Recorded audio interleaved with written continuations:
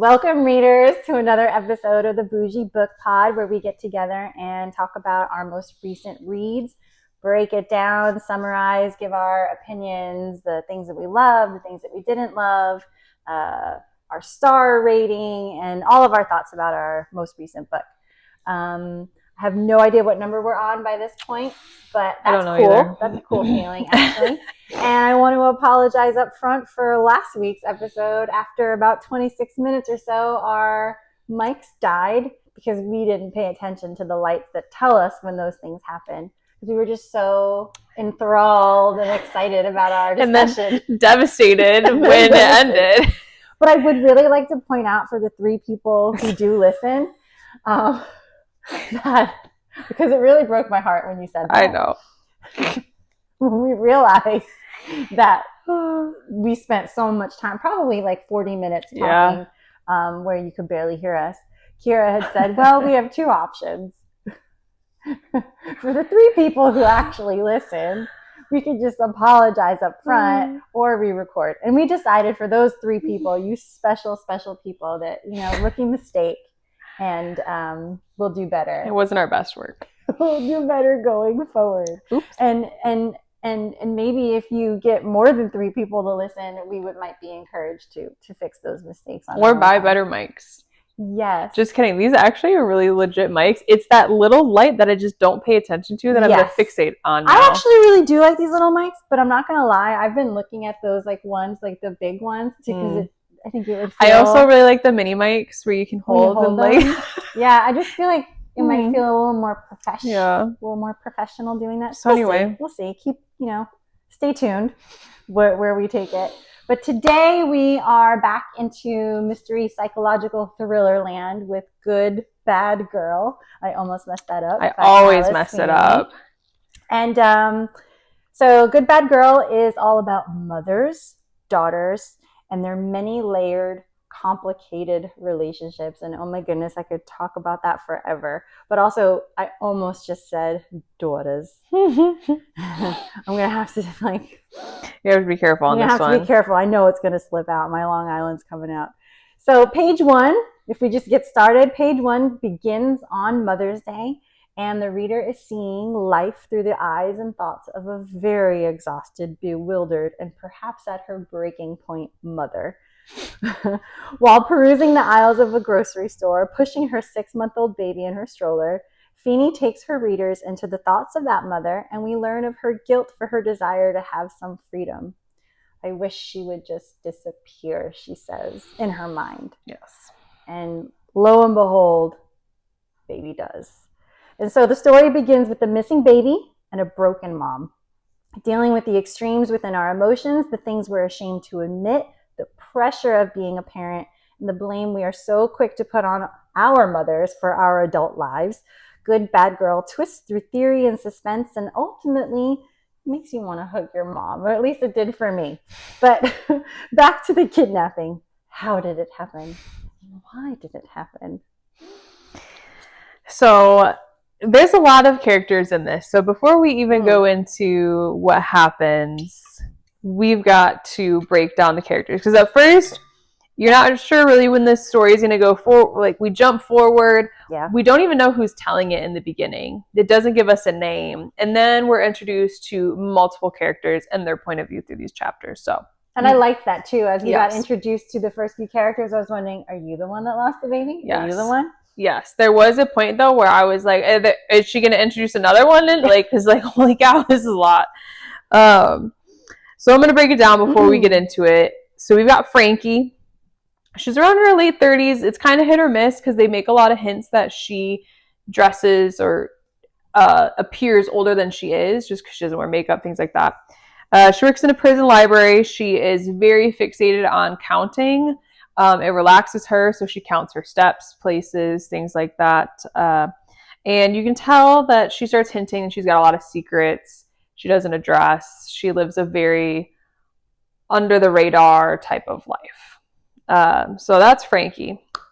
And then we got Patience, who's about 18. So you're immediately trying to piece this together with the ages. You automatically go back to okay, we had that flashback 18 years ago. A baby went missing, a mom. You're trying to match it all up.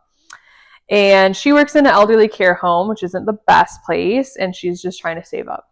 That's the only reason she's really there. She's also trying to get away, so she doesn't live at home anymore, we learn, and so you're kind of like, what's happening? Then we got Edith. She's up in her 80s. She lives at this elderly care home. She is sassy. She loves patience, though. Yeah. Patience works for her. She loves patience.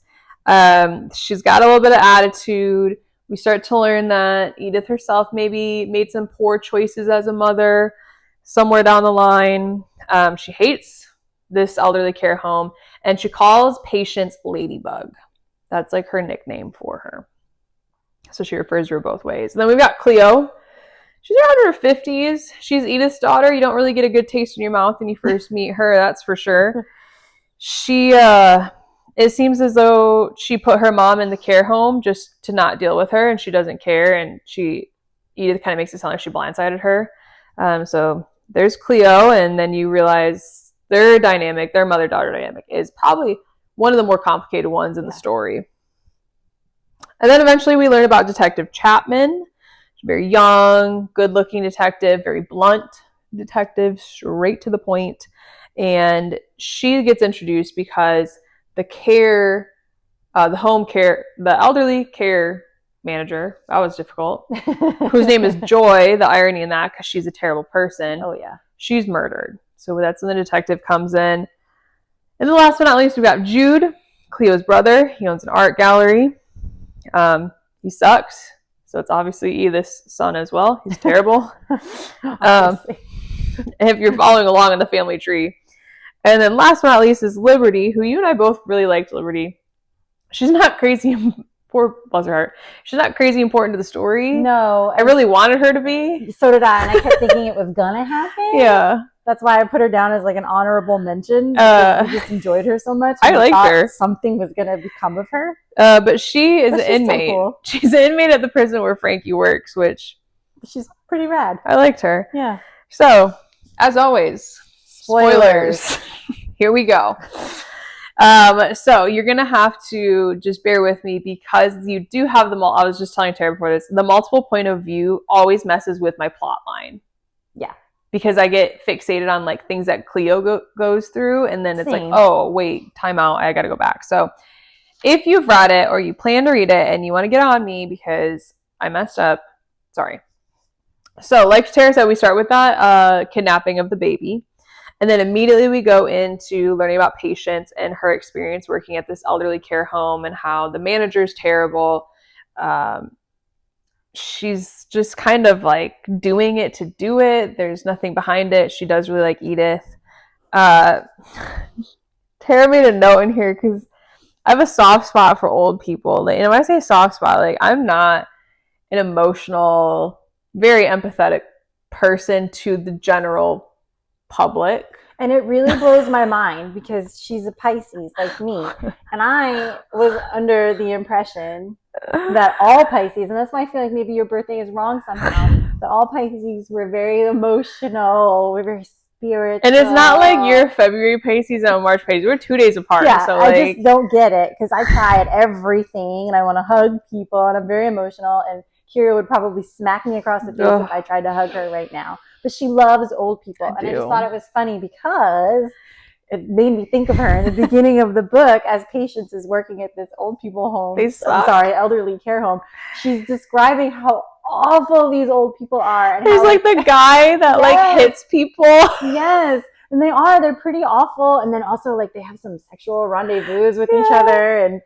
And just basically she's talking about how like everybody has this not opinion, but this belief that old people are so sweet. Oh, he's just old. Until you see them on the news and you have to like remind yourself that like, no, actually they're not. They crotchety and awful people too. Yeah. But no, I do have a hard spot there, except the one guy who was like hitting everyone with his stick. Yes. But there are some old people. People were stealing his stuff, okay? Like yeah, I guess. Anyway. Whatever. So I love old people, by the way. Especially crotchety old people. They might be my favorite because I get along with them very well. And I know one day I will be one too. True. So You're supposed to disagree. Anywho, we start to learn in this elderly care home, Patience she doesn't just like work at the home. She kind of specifically does errands for Edith. Like Edith definitely has a soft spot for Patience. She helps her out.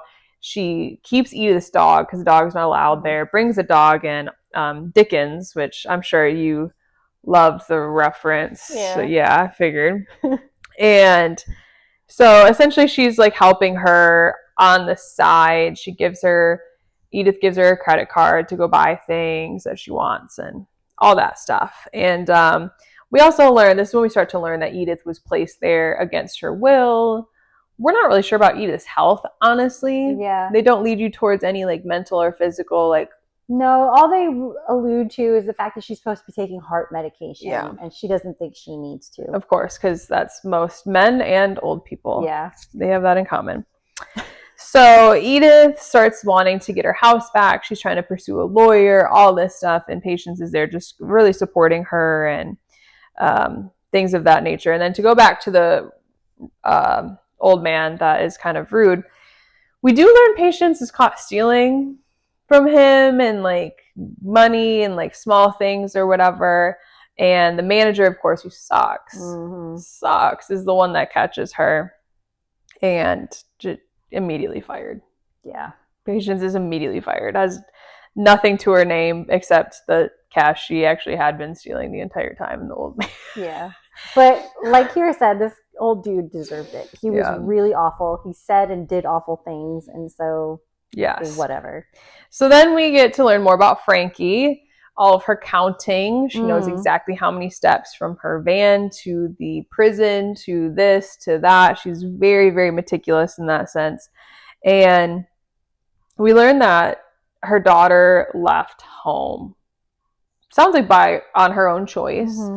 And she's been trying to get her back, which Frankie's interesting to me because I understand like the counting in a relaxing way, but kind of like you said, like it was so extreme. Yeah. She like started to stress me out a bit. It was like so meticulous. I was like, oof. I'm not gonna lie, her talking about working at a prison library kind of sounded nice. Yeah. It was interesting. Yeah, it was an interesting description. But that was also a very like meticulous type of job where you have to have order. Oh yeah. And you know what I mean? So it fits. It fits her. Yeah, what she is. So then Frankie eventually goes over to Cleo's house, which is interestingly enough, is when we're introduced to Cleo. We don't know that she's Edith's daughter at this point, and Cleo is a therapist. So you start to think like, okay, now we're going to like, and Frankie's hyping it up. Like, I'm finally going to get this off my chest. I'm going to say something. I'm going to talk about this. You're like, Jesus, what did you do? What is happening? And she's there. She's ready. And then Cleo gets a phone call and it all gets interrupted. Which really, this whole time, I'm just picturing like secret OCD killer. Like, those are the vibes I'm getting from Frankie at this point. Yeah. I was picturing she did something big. I was thinking immediately she stole her daughter. Like, her daughter's not hers. Yeah. And she wants to confess to somebody in the hopes of, like, that's going to be the way she finds her daughter. Yeah, because the whole time you're still thinking back, like, I was introduced to a kidnapping. Exactly. So where does this play Where in the world? And it feels like she has something to say, but then she also seems angry at Cleo. Yeah. Like, she wants to say something to her. At first I thought it was a confession, but then it felt like, I feel like she wants, like, she's mad at her. Yeah. She found her for a reason. And then I forgot to write it down, but she sees, it's not a painting, it's like a paper. It's like they call it paper cuts, which is interesting because I literally picture a paper cut, but it is art made out of small cuts of paper. It's like, I was picturing like a collage sort of thing. I don't know if it was like 3D, if it had texture to it. I was trying to picture it for the light. Yeah. I was just thinking of like little origami. I'm not gonna lie. I know. And I was kind of thinking like, are they like, the pages are folded and they're like coming out? Yeah. Like, I don't know. It was hard to picture, but they called it paper cuts. Well, because we are in England again. Yeah. Maybe it's different there. I don't know. I didn't even look it up. Tell us. But yeah, she sees this paper cut and immediately she's like, mine. And she takes it from Cleo and like which, goes out a mind you, window or something while Cleo's office is in her house. Yeah. Which is like, I'm sorry, if I'm a therapist, I don't want people who have problems in my house. And I'm not going to spoil anything. There is another book out there in the world in the murder mystery thriller category where a therapist has people come to her house. Red flag, red flag. Like, come on. That's just no. I mean, well, I guess it's cheaper to do it that way. It is true. And you do get the vibe that like Cleo lives in a nice house. She lives over the Notting Hill area, correct? I think so. Yeah, I think she lives, because they talk about she has to walk like Portobello Street and stuff like that. Well, I'm lost there. But I think they call it the Purple House? Yeah. Purple? Pink? Pink?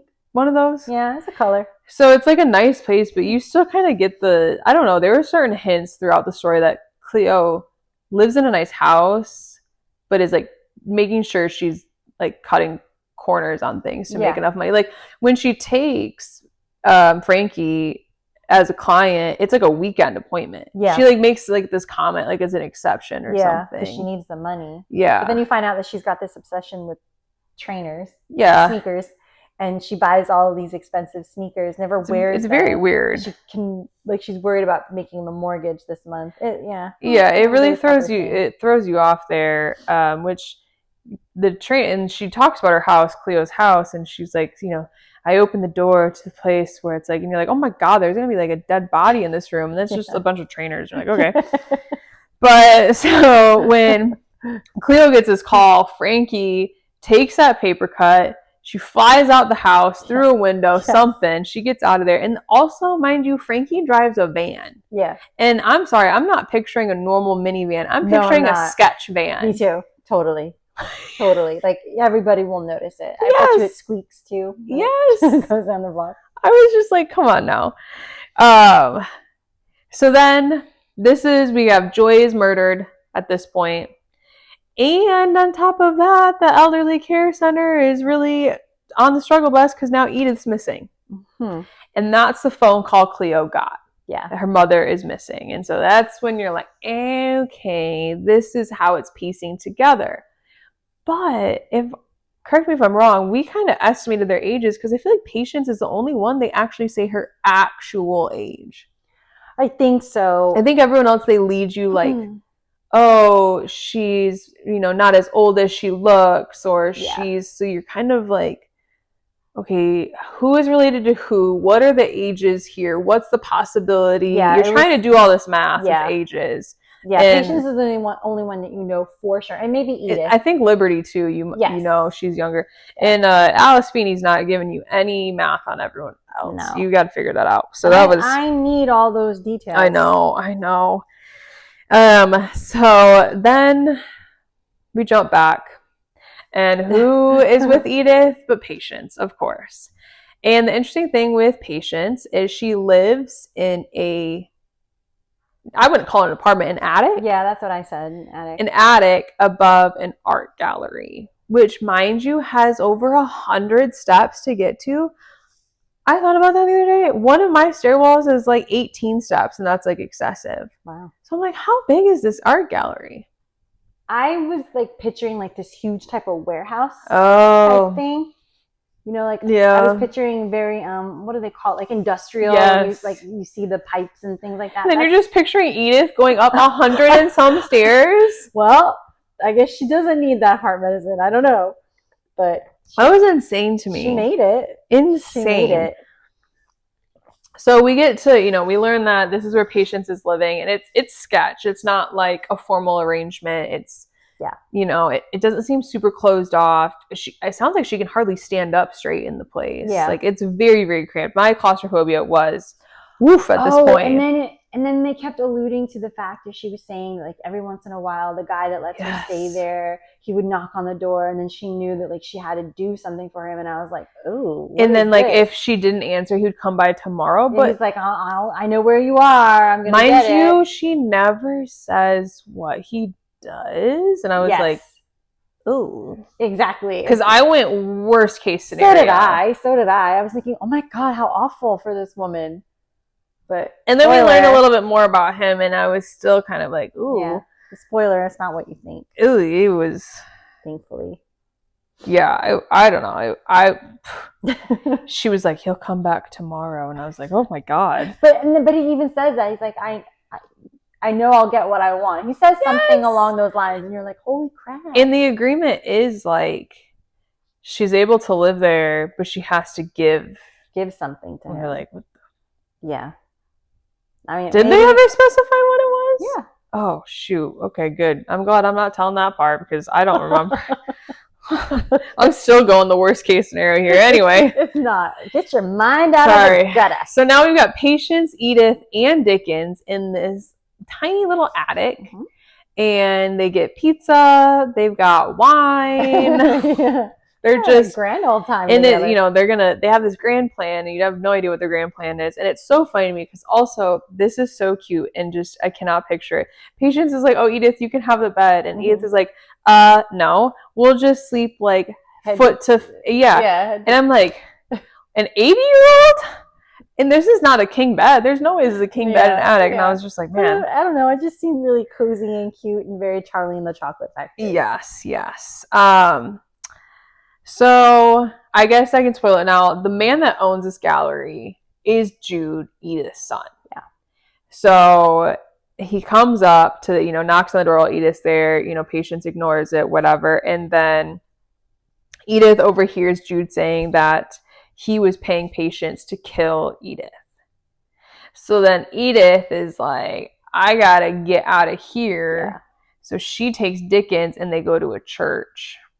Yeah. And at this point, Patience is familiar with this church. She knows it's like a place that she'll go or something. I forgot. But anyway, So finally Patience is like, no, that's not what you heard. That's not what you heard. And I think Edith also puts together, like, her son's a dick. Yeah. And I'm just going to put it out there. What he was getting from her was the paper cuts. Oh, yeah. He was selling the paper cuts. And they were making him a lot of money. That's right. Patience was making the paper cuts. That's what he was getting.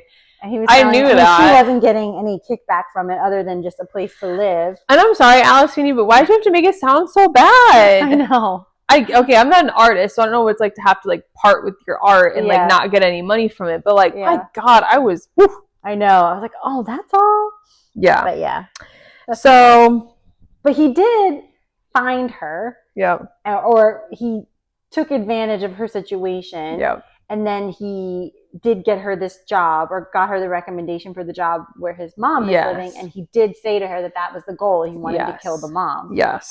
But Patience. So, like, that's obviously messed up. But, like, it's better than being forced to, like, you do other things. I'm not going to lie to you, because that's where... just kill an old lady. Yeah, no, that's fine. But Patience really, truly did seem to love Edith. Yeah. And there was no way she was never going to do that. So she was, like, double timing Jude there. Yeah, get the money. And trying to get Edith out, basically. Yeah, so, then... And I think Edith figures that out, and she decides, I don't really have much to go on right now, but I'm going to trust Patience. So she and her dog, she takes her dog for a walk because he's got to go out, which, mind you, so that she's going down these 100-some steps, just whatever. So this is when she goes on her walk, and all of a sudden, not only is Patience now having to face Jude, but now she's having to face Cleo, because Cleo is the one that knows Edith is missing. So Cleo is like, where is my mother? And so then they obviously are like, let's talk to Patience, because she was supposed to kill her, and all this stuff happens. And then this is when Patience is kind of not caught, because, like, whatever, but Jude and Cleo see that, like, she has their mom's credit cards. They're obviously, because they don't know that their mom was there. Yeah. The mom, like, hid when he came in, so he doesn't know that she's there. And then they're like, why do you have her credit cards? And then there's something else, I think, that triggers, like, Edith gave her a ladybug ring, and so Patience is wearing this, and, like, why do you have this jewelry? And, like, they're starting to piece it together, and it's Jude who's like, I'm gonna call the cops, right? Yeah, Jude's like, I'm calling the cops on her, like, which is wild because you are trying to pay her to kill your mom, but, like, whatever. But he feels like she doesn't have a real name. Yeah. There's no record of her. Who are they going to believe? Exactly. Me or her? Exactly. So while this is all happening, Frankie, when she stole that paper cut, on the back there was a sticker with the name of this gallery. So Frankie's like, I need to go to this gallery. And so Frankie shows up to this gallery in her little freaking stalker kidnapper van. And because she recognizes these paper cuts. And so she's like, they will know. And then she waits and it's closed. And they're like, not open. So she's like, I'll go sit in this cafe. And she's like, it's like so typical. I picture her like looking at a menu. Yeah. As Patience is getting arrested in front. And she's just like, I'll find her one day. Anyway, what should I have today? And it's just this scene. Ooh, a croissant. That sounds nice. And this is when Patience gets arrested. Yeah. So I wrote, there's a lot of sliding door moments there. Like, Frankie was having a lot of those moments where she was so close. Or right there, and then just happened to go, oh, what was that? Yeah. And missed it entirely, which is kind of sad. But I guess then, the book wouldn't be as long. True. So yeah, then she gets arrested for not only possibly killing Joy, because this detective's got a whole list of suspects and she is on it, but also for having to do with the kidnapping of Edith. Yeah. You want to take it from there? Sure. So then we go back to the perspective of little Miss Edith, who I just want to say right now, I loved her so much. Yeah. I know she was crabby and not the best mom when you hear about her history. Yeah. But she reminded me so much of my grandma. Because my grandma was a little crotchety, but I loved her. I thought she was the most amazing person ever. So I had a soft spot in my heart for Edith, and I wanted like everything to be good with her. So she decides, well, I don't know where Patience went. She missed the whole her getting arrested too. Oh yeah. And Patience never shows up. So she's just like, well, I guess I'm going to try to do this on my own. And she decides I'm going to go home. So she gets on a bus, but then she kind of gets lost in her own old neighborhood. And I think at that moment, that's when she starts to think, maybe I am old. Maybe I do belong. And it sounds like it's depressing. It's a depressing moment for her. And it sounds like her neighborhood has been developed a bit, or like things are different that really throw her off. It threw her off because like things weren't where it was supposed to be. Like, she was in the right area, but she felt very lost. And Cleo actually finds her there. She has the feeling, I know this is what Mom wants. She wants her house back. So she finds her and she takes her back to her own home. And this is when we talk about their very complicated relationship. There's a lot going on between the two of them. You can tell that there's love or that they want it to be better. But I think there's a lot of resentment on both sides that like kind of keeps them almost like in a stubborn way from actually having that mother-daughter conversation that they need to have. Which is ironic because remember, Cleo's a therapist. Yes. But it's just like the shoemakers don't have, their kids don't have shoes. Like Cleo clearly doesn't have any advice for herself. No. So in their talkings and then even just like in the inner thoughts of Cleo, we learned that Edith was not a great mom, but that there were times that Cleo holds on to that were good, that stick with her. But it seems like there were more bad times than good. And so she holds on to those. And they didn't have it easy. No. But there were moments where like there was money and she spent it on Jude. Like little like nags and digs at her. Yeah. But then she also did remember like there were moments where like something that they really wanted or like the mom took them out for a fun time or whatever. Or she like sent them specifically to this school, like this Catholic school to get a good education. Like she made that effort. Like it was just like hit or miss. There's a part where I almost have plot where they talk about it and like Cleo's remembering how much her mom or like made them do the Catholic stuff and like, we hated it and da-da-da. But then you hear from Edith's perspective and she's like, she hated it too. But she thought that was the only way that they were going to get a better education. And so it's like, the things that you don't quite understand that you think are so awful. So it was kind of interesting to see that. I think I'm much older than you, but it's just like you start to have those relationships and breakdowns with your mom as you get older, and you start to realize the things that maybe had made you angry when you were younger, they're really not necessary. So that was interesting. So where am I? So while Edith is with her daughter Cleo, she learns that Patience was arrested, and she is not happy about it. And she's basically saying, we need to help her. Yeah. And she just says this to Cleo, like, that's your missing daughter. I know it is. Mm-hmm. And Cleo is just like, you are insane. You've been on this forever. I can't believe this girl duped you into it. Yeah. And which is the first time that it's pieced together that Cleo was the mother who lost the baby, which was honestly like the last person you kind of expected. Yeah. It felt like Frankie. We were really fixated on Frankie. Yeah. And so you realize that Cleo was the one who had the baby, and her baby was kidnapped or something happened to the baby. Yeah. I'm not really sure, but she has like a lot of guilt about this missing baby, as anyone would. But Edith is like, no, she's so adamant, and that's why she calls her Ladybug. She goes, that's her. I'm telling you, that's your daughter. And Cleo is just like, it makes her mad. Like, I don't even want to talk about this. Like, how could you say that to me? So then, even bigger spoiler, we learned that it was Cleo's baby that went missing, but it wasn't Cleo in the beginning of the story. It was Edith. Edith had her. Was babysitting for her daughter, and she was the one with all of those thoughts, and she was the one who lost the baby. Yeah, because in a moment, Cleo had postpartum depression and could not like physically get out of bed.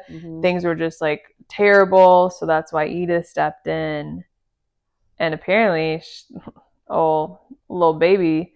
They don't say if she was like a colic baby or what. I kind of assumed that she was. I assume she must have been. It's really interesting too, because I think they were saying that it was like winter time, and that there was a scene where Cleo had even like gone outside in the cold, like just hoping that like the cold would calm her down, because she's like, I might hurt my child. Yeah. And I swear to God, it's so crazy, because that very thing happened to my aunt. My aunt told me about my cousin. I'm just going to put it on blast here. My cousin Vicky, she was born in January, end of January, and in New York, super cold, right? And I think either she was a colicky baby or something like this, where she was just screaming. And I think she was like the third child. But my aunt, she told me the story about how like she just couldn't take it anymore. And she said one night Vicky was just crying, and she just went outside and she just sat on the front steps and just sat there until she could calm down. Yeah. And she's like, I'm going to hurt this baby. Yeah. And it's a real thing. Oh, yeah. It happens, and people don't talk about it enough. And so the interesting thing in the story is that Edith recognized that she wasn't the greatest mother, but she thought, this is my way of kind of making up to my daughter, because now I'll be here for her, and it's not my baby. So maybe it'll be easier to take care of the grandbaby. But it's just kind of sad that like, even with the grandbaby, she had those same thoughts. Like, oh my God, I just wish she would just disappear. This is so annoying. And I don't know if it was before this or when it's mentioned. I don't know if you have it in here. But Edith also has guilt, because before that, when Cleo was 16. Oh, they tell that later. Okay, yeah. So there's another piece to her guilt as but well. We can say it now. Oh, I don't care. I just couldn't remember when it was revealed. Yeah, you know what? I'm not sure I wrote it down. But yeah, so Edith has this guilt because, one, she wasn't the best mom, but two, turns out Cleo had, and they do tell this like later on in the story, that Cleo, when she was 16, she got pregnant. And she wanted to keep the baby. And Edith was like, absolutely not. It will ruin your life. It ruined mine, which is not something you want your mom to say to you. No. She's on her list of regrets. Exactly. And she forces Cleo to give her up for adoption. Yeah. And so she's feeling like, I've got a lot of things I need to make up for. So there's immense guilt by all parties, because it's just a terrible situation. Yeah. And she does not mean to have the granddaughter kidnapped, obviously, but it happens. Yeah. And so now you understand how there is this rift between mom and daughter, and my goodness, how do you fix that one? Like, you blame your mom for losing your only child. I don't know. So we have more sliding door moments. God, Frankie. I know. We have more sliding door moments as poor Patience is put in the prison that her mom works at. But of course, Frankie's not there when she shows up, because she had it in her mind that she was never going to go back to work, because she was on this mission to find her daughter. Yep. Meanwhile, her daughter is at her old job. Um, and then this is where we meet Liberty, who is my honorable mention, lovely character. So Patience is put into the big house and she's freaking out. She has no idea. Like, again, she's using a fake name, so they can't find anything on her. And she just feels like she is totally screwed. And before she went into the police car, I think we forgot to mention she had texted her mom, actually, Frankie. So it turns out Frankie is her mom. And she texted, like, help or something. And Frankie this whole time is trying to, like, respond back, but like, he's getting nothing. But then Patience is talking about somebody else sending her messages, but it doesn't match up with Frankie's chapter. Yeah. So you're like, who the hell is talking to Patience? So there's a lot of this, and that's why we get confused when we go back and forth with the perspectives. Yeah. But so she's in jail, and it just so happens that she gets paired up and roomied with this girl, Liberty. And Patience just divulges to Liberty, probably because she just seems like to have like such a sweet aura. I'm picturing this like little blonde, curly haired girl who like, I don't know how she got there. But so she tells her basically like my name isn't Patience, that my mom works here, or no, like Frankie, my mom works here, but she's not my real biological mom. Yep. She's adopted. And my mom always promised to tell me who my real parents were, but she didn't. When she turned 18. And that's why I ran away. And this is why I love Liberty, because then Liberty asks her, well, does she love you? And pretty much in that moment, Patience realized, yeah, she loves me. She's the only one who's ever taken care of me, who's taught me everything, who actually cares about me. And so Patience begins to realize that even though she wants to know who she actually is, Frankie is her mom regardless, and always will be. It was a sweet little moment. Yeah. And in that time, again, poor Frankie has no idea that her daughter is there, and she's just kind of like going in and out. And there was a moment that she talks to Liberty before this interaction, and she's like, hey, can you find like track a cell phone? And Liberty's like, what are you up to, Miss Frankie? But even Liberty hasn't figured out that Frankie is Patience's mom. It's kind of crazy. So then Edith, the poor little Edith, she leaves Cleo's house without Cleo knowing, and she makes her way to the police station, which no longer has Patience because now Patience is in the prison. And it's late at night. It's late at night. She's this little old lady going to the police station, and there's just like this one guy there.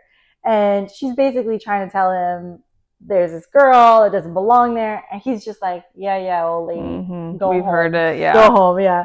And so then she's like, nope, I want to talk to a Detective Chapman. I know a Detective Chapman. And then she has this discussion with Detective Chapman, and we find out, because it's interesting, throughout the whole story, they keep saying that Chapman looks like she's young, or she looks young, but she's acting like she's been there for a long time. And then Edith mentions that she knows that name, and in the beginning she was talking about I forget the name of the friend that was like her only friend in the elderly care home. And she just goes on and on, kind of like a crazy old lady would. Yeah. About like they killed her because she knew something. And her friend was a detective. Yes, and her friend was a detective when she was younger. And then Edith was a supermarket or store detective, and her job was to catch people stealing. And so she feels like, she's also a true detective. And she's like, there's something going on at that elderly care home, and I know it, and that's why my friend was killed. Well, and sometimes some of these things are just, the way they circle back to each other is just a little too perfect for me. Yeah. I roll my eyes a little bit. It turns out that lady was Detective Chapman's grandmother or mother, something like that. Crazy stuff. And so in the middle of Edith like divulging everything about her entire life and her life at the elderly care, she has a freaking heart attack. Of course. And they got to take her to the hospital. And so Cleo and Jude need to make their way to the hospital. And Pricky Jude is only concerned with how long is this going to take, because finally the woman's going to die, and I need that money because my art gallery is suffering. And Cleo is kind of appalled by that, because I think she's having regrets about not being closer to the mom and not having resolving things. And she just kind of can't believe that Jude is talking that way. But then Jude is also like, you need the money too. And Jude's the one that like really pushed. It wasn't necessarily like Cleo that pushed her to get in the elderly care home. It was like Jude. Like Jude made all the, like, he's really the nasty one here. He hates his mom. Yeah. He absolutely hates it. And then Detective Chapman comes in and she arrests Jude. And it turns out that he was working with Joy, the lady in the beginning who was murdered, to kill his mom. And with Edith, Detective Chapman, I guess she was already looking into it because of her mom or grandma, I can't remember now. But they find out that Joy was killing residents at this elderly care home when they could no longer pay for their stay or their room. And if their next of kin couldn't do it, they were like, well, it's time to get rid of them. And some relatives would be on board with this and they would just share the inheritance, which is like the most disgusting thing I've ever heard. But it makes me wonder, things like this must have to happen. If somebody's written about it, it's happened. My mom works as a like fiduciary and like stuff like that, and does all that like power of attorney and whatnot. So she is familiar with a lot of facilities, and like granted, where she works, it's like nothing like this has ever happened.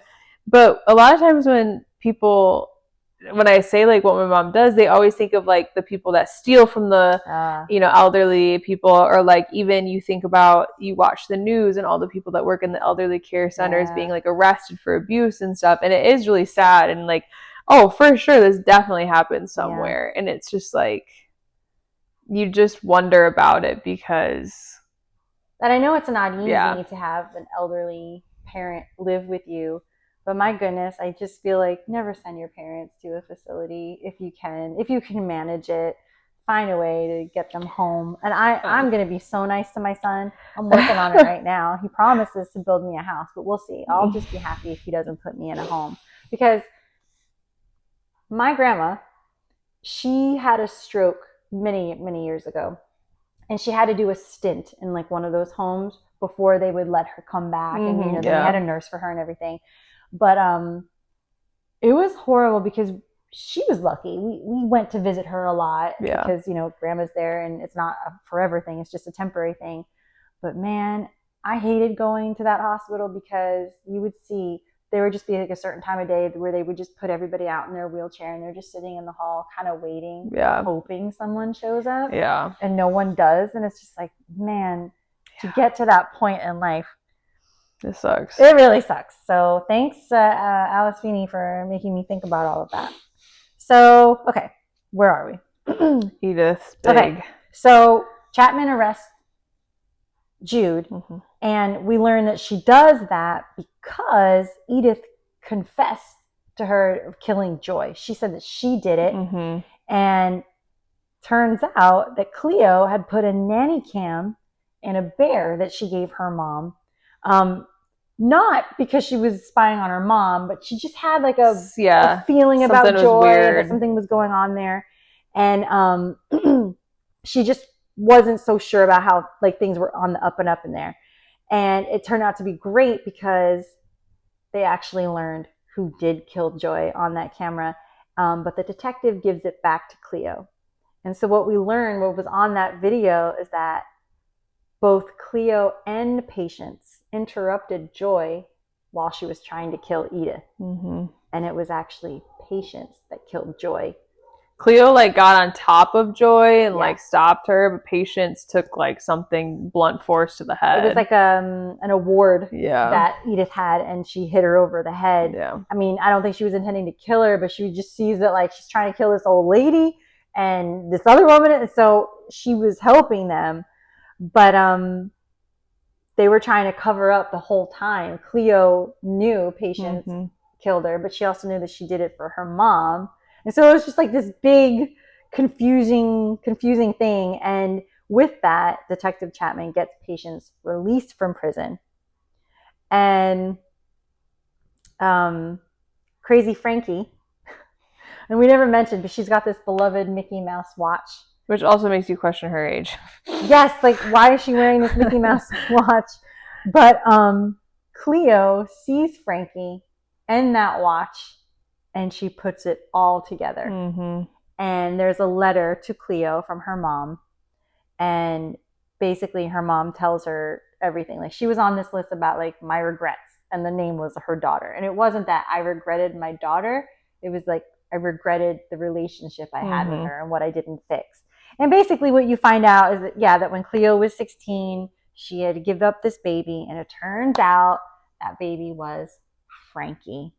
And right when Patience was born, Frankie found Cleo. Yes. She somehow was able to figure out who her birth mom was. And after having like a pretty horrible life with her foster parents. And she goes up to the house, and it was Edith that answered the door. And Edith knew immediately that it was her because she had this Mickey Mouse watch, because that's all Cleo had to give her baby when she gave her up for adoption. And so Frankie was like, well, I've come to meet my mom. I just want to know her. Mind you, Cleo's in like the worst state. She's postpartum in the worst way. Edith is there. And so she's thinking, nope, she can't deal with this right now. This is going to push her over the edge. And she basically like tosses Frankie out. Like, we don't want you. She doesn't care. She doesn't want to know. She just had a baby. She's moving on with her life. Go away. And, oh, poor Frankie. So Frankie's put out by Edith, and she decides, I'm going to take Patience, because clearly these are awful women and they don't deserve, and I can do better. I can do better. She's really her sister, but she takes her, and we find out that her real name was Eleanor, but then Frankie didn't change her real name. She just nicknamed her Nellie. And so Patience's mom turns out to actually be her sister, which now you understand why Patience didn't want to tell her, because she did an illegal thing. So it's pretty crazy. But instead of being completely messed up, the book ends with this new family of 3 and their little dog Dickens, where... Because Edith does die, R.I.P. Yeah, Edith dies. And I guess there's no going back. Yeah. Cleo lost all those years. And it's Patience / Nellie. Yeah. That once she figures it all out, she's the one that kind of was like, wants to have that relationship with Cleo, but she also still sees Frankie as her mom, even though it's her sister. Yeah. So she still lives with Frankie, but she invites her over for Mother's Day. I think we do full circle here. Yeah, that's how the book ends. We come back to Mother's Day, but now it's with these 3 women who have to somehow figure out their relationship going forward. Frankie is very hesitant still with Cleo. Yeah. She's very like, I'll try, because Nellie / Patience wants to. Yeah. So it was pretty wild. Like a different type of psychological thriller, you know, where the only murder really in the book felt pretty justified. And I wasn't sad about it. It was just really unraveling how do these women all connect to each other. A lot of age processing. Because like Frankie's one that just throws me off the most, because it's like, oh, she's younger than she looks. She dresses kind of like frumpy, or like doesn't wear makeup. Dowdy. But then she's got this Mickey Mouse watch, and like she drives this creepy van, and they were just, and they're always just kind of like off the grid type thing. So you know she's done something, or she's just paranoid. She lives in a houseboat, for God's sake. Yeah, that's right. I forgot to say that. She like floats down the river when she wants to move. I don't know. I don't really know. But the interesting thing is, she was so worried about all of this coming to light, but yet they never moved very far away. No. You know? So I guess a part of her always wanted to have it resolved in some fashion. But yeah, Edith did know, and she was right. Patience was the missing daughter. So, that's that crazy story. And you've read Rock, Paper, Scissors, correct? By Alice Feeney? Okay, yeah, I really liked that. I was looking at my bookshelf before I came down here. I did Rock, Paper, Scissors, His and Hers, which like, I don't remember like super. I'm sure if I looked at it. But then we were talking about Daisy Darker. That I didn't read, but you said that was crazy. It's just so like different. But it's interesting to me because Alice Feeney, people may correct me. I feel as though Alice Feeney is not, I don't know how to say it without saying authors' names and like not putting shade to them. But for example, Lucy Foley, we did one of her books. You always know it's going to be a different location, probably remote, like things like that.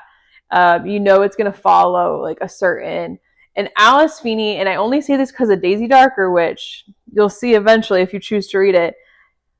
I just don't know where she's going.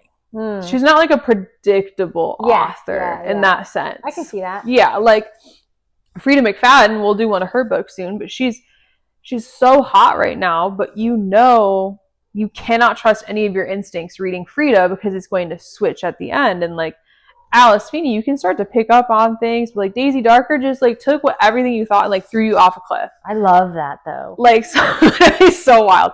So this one is like, okay, you know one of them is the missing child. Yeah. Which, mind you, I thought was Liberty. Oh yeah, we didn't even talk about that because they do. Liberty like takes stuff off her face and they describe her freckles that are covered and how she looks like it, and then you're like, oh my god, Liberty is actually the missing kid. Yes, and then so Alice, why did you do that to us? Exactly. I didn't like that. Yeah, she played with us there because they talk about Patience's freckles, and I'm thinking, wait a minute, is there another baby? Like, were they related? And I think that's why the Ladybug nickname. Or there's some, I don't remember the Ladybug, but with the freckles. So I was like, oh my god, Alice, because I was like, I got it. Like, it's definitely Liberty. This little tiny hint, I'm gonna get it because Alice does that stuff to you. And then she was like, haha, no. Yeah, when I got to that part, I was like, I was so convinced this whole time it's Patience, and now you just threw this in there. I was like, oh damn. Yeah. But then it turned out not to be, and I was like, well, why did you give me Liberty? Yeah. But I guess it was just for that scene of her figuring out, like, love your mom anyway. Mm-hmm. But I don't know. What would you rate it out of 5 stars? I don't know what I said on my Goodreads because I swear to God, I do rate on Goodreads, and then I do too. And I find myself, I'm one of those. I've seen a meme where it's like I give 5 stars to everything because I just don't want to. I'm a hard 4 star. I would give this 4 stars. I would give this 4 stars. I'm a hard 4 star. I do feel though sometimes. Sounds stupid. I think sometimes I need to not rate a book until I've walked away from it for a little bit. Yeah, I can see that. Because I've reread some fantasy series, and when I go on my Goodreads, I can see what I rated it before, and like either way, sometimes I rate it higher than I would have rated it the second time, or some like vice versa or whatever. But I think sometimes I need to like step away from it. Before for me is like, I enjoyed it. Yeah. It kept me interested. I'm not shouting from the rooftop, oh my god, you need to read this book. Yeah. It's good. I would highly recommend it. Mm-hmm. But I'm not like going out of my way to recommend it to someone, if that makes sense. A 3 for me, because I don't know if I've honestly ever rated below a 3, because I don't know. A 3 for me is like, I had to remind myself before I go to bed, like, oh, you need to read. Oh, okay. You need to, or I had like half the book was like dead and it didn't pick up till this part. That's for me. Okay. But you'd give it a 4? Yeah, I would give it a 4 because there were some things that seemed very predictable to me. And then some things are like, oh, it just wrapped up too conveniently. But I did enjoy it. So even with a little bit of those eye-rolling moments, it was a fast read. I wanted to keep reading it. Yeah. And I would recommend, I wouldn't shout it up the rooftops or whatever. I wouldn't stop somebody in the mall and be like, you got to buy this. But if you like these types of books, absolutely, you'll enjoy this. I would say it was a little different than the psychological thrillers where you're worried about like someone's safety. Yes. This was just more like, how does this all connect? No one feels like, you never feel like someone's going to get murdered again. Yeah, you never feel like something's going to happen. It's like all this stuff has happened and now we need to figure it out. Yeah, exactly. Like I don't feel like I wasn't worried other than like you go to jail. I wasn't worried for any of them. It was just like, how does this connect? How does this make sense? I want it to make sense. But with that said, even if you are looking for something where like there's a little more like, not judging you, but like a little more like death and like stuff like that, because you think it kind of keeps it moving. The fact that she does jump multiple point of like, that's what keeps it also moving is because you're like, okay, I just read like, oh my god, Liberty just took, her makeup off or whatever she has in prison, and there are freckles, and then you have to read all these other chapters before you jump back to that. So it's like that type of book. So yeah, for sure. But otherwise, I don't know. I'll have to check what else Alice Feeney has that I haven't read. His and Hers, I want to say was good. Found it. Also by Alice Feeney. Daisy Darker, Rock Paper Scissors. Rock Paper Scissors. That's when they were like in Scotland, right? Yeah, the cover is like white, and it's got like the church or whatever. Yeah, I really liked that. His and Hers. I Know Who You Are, and Sometimes I Lie. I've definitely read Sometimes I Lie, so maybe it's just not up there. I don't really know.